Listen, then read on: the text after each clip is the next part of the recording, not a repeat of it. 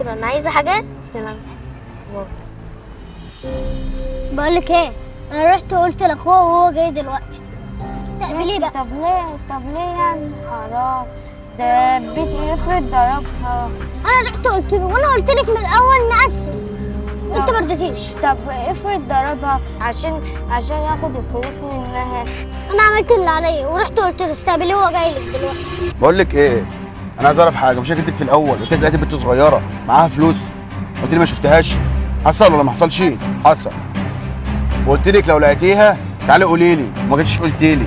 الواد كان قاعد جنبي كده دلوقتي، راح جاي قال لي هناك ان انت بنت جات لك وانت شفتيها واديت لها وكان معاك الفلوس. قالت لي ده هو هياخدها يصرفها على اصحابه. يعني قالت لي كل الكلام ده وانت ليه ما اديتنيش الفلوس؟ طبعا عشان امك تعبانه وحرام كده. وده ينفع يعني؟ مش المفروض انك